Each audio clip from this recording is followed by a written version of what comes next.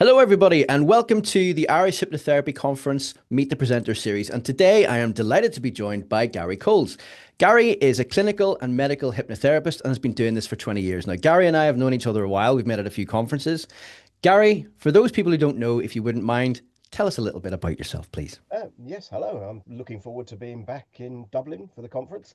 Yeah, a little bit about me for people that have never met me before.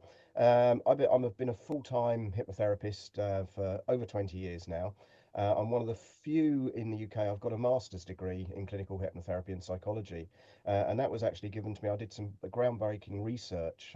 I did a study into pre-surgical hypnosis and the effects that had on the recovery quality in breast cancer operations. Hmm. Now, I've also spent 19 years contracted to the NHS in an oncology unit. So hypno-oncology, that's interventions for the cancer journey, is really my specialism. I've got one book out on it. I've got another one in progress, and I actually teach hypnotherapists and doctors all around the world how to work with cancer patients. I've done more than 30 conferences around the world, taught hundreds of people. I run a monthly mentoring group where I get guests all around the world as well. And accolades. I was the UK Hypnosis Convention in 2016 claimed I was one of the top 30 hypnotherapists in the world, and the Mid America in 2024 gave me the accolade of Medical Hypnotist of the Year Oh, in the US. So that's a brief bit about where I'm coming from. well, we're amongst esteemed company then, so that's good. Now, whenever you, well, obviously we met in Dublin 2 years ago, I think it was. But well, what I'm getting at is, obviously you've presented with us before. Okay, now this Absolutely, time, yeah. whenever This is you my come back, third time. yes, correct. This time, whenever you're coming back with us, obviously I've been to see some of your, well, all of your presentations actually. But with the likes of this time, why should people come and see you? If you could tell us a little bit about what you're presenting about this time in Yeah, Ireland. something a bit different this time. People are used to seeing me doing academic subjects like hypno-oncology and psychoneuroimmunology, but this one is a complete sort of departure from that, and it's actually quite a useful one, I think, for both experienced hypnotherapists, but certainly perhaps newer hypnotherapists, because Hmm. having over 28 years of experience, and I've had over 10,000 sessions in that time, and working both in a hospital and a doctor's surgery as well, I get a lot of very, very difficult cases. Yeah. I also get a lot of cases referred on to me from other hypnotherapists who don't think they can actually deal with them because they're rather complicated. Um, because of that, I've had a lot of cases over the years that have been very complicated, very difficult, and I've certainly had a lot that have really thrown me. They've come up with things that I just was not expecting, to the extent that I've had to really think outside the box. So Okay. I've put this talk called sort of was it thinking outside the box? What happens if the client throws you a curveball?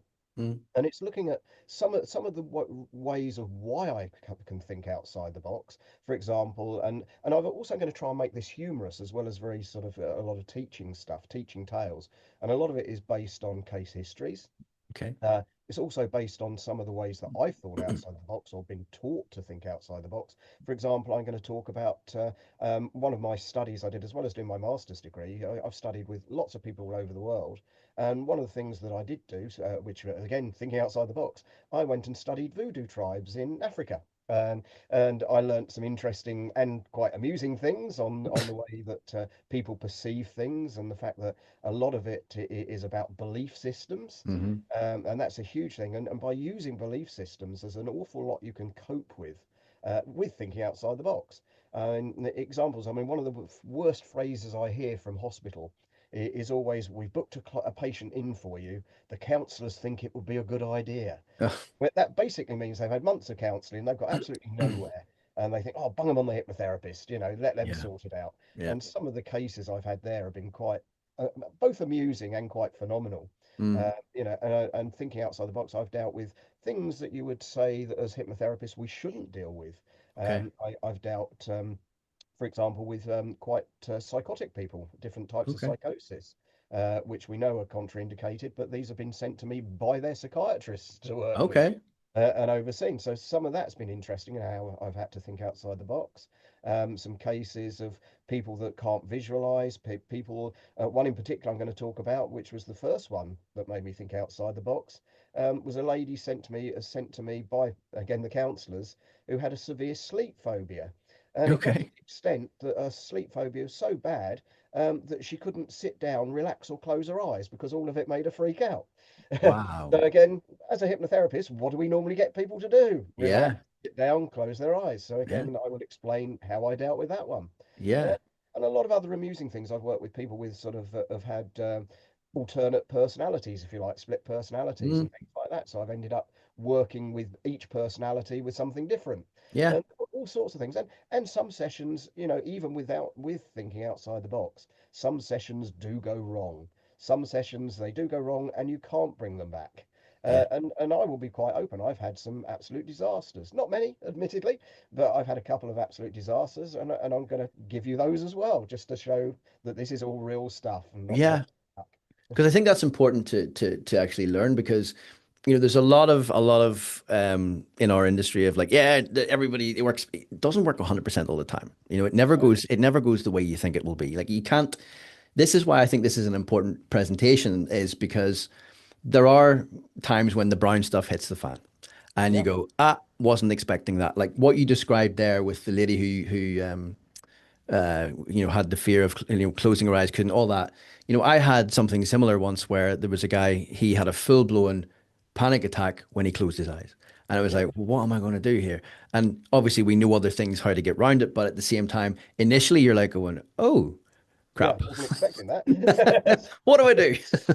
So it's like, I think that's important to know because realistically, some of them aren't recoverable, right? We know that. But I would say 90% of the time, maybe higher, they are. It's They just are, being yeah, able yeah, to, yeah. to, to work on your feet and think about it quickly. And Yeah, that's, I think, in yeah, and I essence, would say a lot of, I mean, I had one that, yes, it wasn't recoverable at the time, but in subsequent sessions correct. were. Um, Yes, I mean, the ones that I would say are not recoverable, really, it comes down to perhaps the client or the patient not wanting to invest in it or expecting miracles. 100%. And which 100, I will go into a that's couple of examples of that as well. Yeah, I have as well. It's or they've been sent by the wife or been sent by, and this is not apparent until they arrive, and you're like, Yeah, okay, yeah, they're not yeah, wanting to be there yeah, at all. yeah. The secondary gain syndrome. Yeah. Yes, exactly, exactly.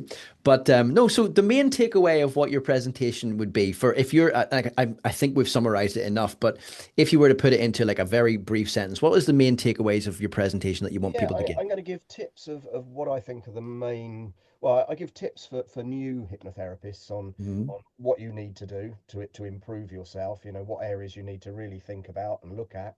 But really, it's that it's giving you the confidence that if you're in a situation where you think, oh, what do I do now? Hopefully, I'll give you some takeaways, some inspiration of things that I've done, which in turn will allow you to think, yes, I'll do this, or I'll do Yeah. this, or I'll do this.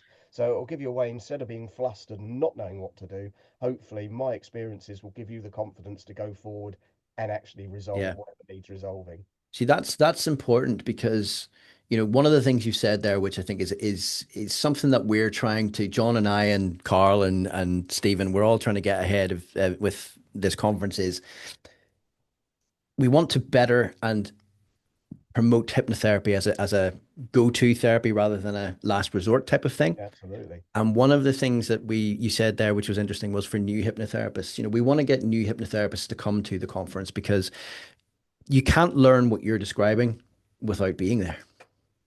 No, and a lot of what I've come through is okay. Yeah, I've got over 20 years of experience, and Hmm. hospital doctors and training all around the world. So yes, when you've done that sort of hours, you will come across lots of weird stuff, and the only way you're going to learn from that is experience. Correct. Now, hopefully, I can pass some of my experience on to newer or less experienced people to perhaps save them some of the pitfalls. Yeah, yeah, and I think what's important about what you're saying as well is yes, you have all the academia behind you, but at the same time, it's Gary. You and I have been in Temple Bar having Yeah, pints of Guinness, and it's like absolutely. we're just people that get on, and that's the thing. We want people to realize that coming to the conference is a very safe space where you can come and meet people with vast amounts of experience, but who just become friends. you know? Yeah, yeah, there's so much to learn. There's so much Mm. social stuff, and even in fact, another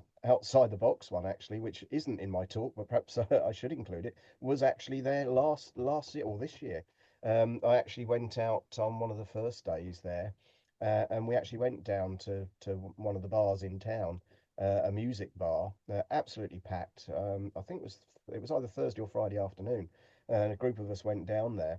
It was absolutely heaving. There was a band playing, so very, very loud. Hmm. And a hen party came in, and the bride, I don't know why, but the bride had a panic attack. Oh. And as she was doing that, I saw that, and I went up and sort of introduced myself and said, I'm a hypnotist. Would you like me to help you?" And I actually did a session with her, standing up in a packed bar with a band playing, and actually Mhm. resolved the issue. So Yep. again, if you've got the will and the confidence, you can do it. Anywhere. Exactly. And I suppose what I'm asking everybody, who I'm talking to is, conferences we know are a great place to meet and learn.